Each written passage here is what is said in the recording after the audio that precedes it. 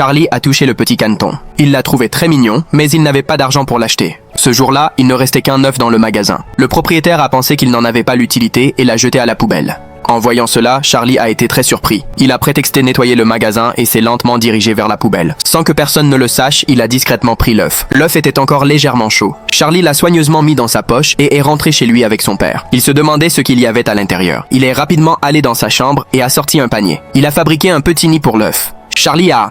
Il l'a mis dans l'incubateur et a allumé la lampe. Dans la douce lumière, il sentait qu'une petite vie bougeait. Il a aspergé un peu d'eau sur l'œuf. Plusieurs heures ont passé, mais rien. Charlie a continué d'attendre et 2 jours ont passé sans signe de vie. Ce jour-là, son père lui a proposé d'aller camper. Avant de partir, Charlie a aspergé l'œuf une dernière fois et est parti. Soudain, l'œuf a légèrement bougé, mais Charlie et son père étaient déjà partis. Le lendemain matin, quand le soleil a inondé la pièce, il était immobile. L'œuf a finalement éclaté. Une petite vie est sortie.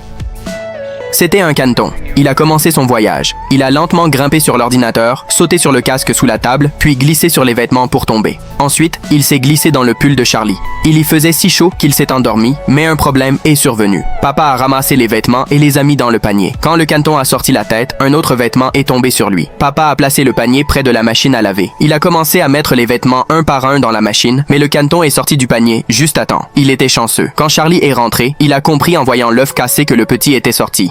Il a commencé à chercher. Il est allé près de la machine à laver pour vérifier les vêtements, mais le caneton était déjà parti. Il avait atteint la fenêtre. De là, il a découvert le monde pour la première fois. Ensuite, il a sauté et est tombé sûr.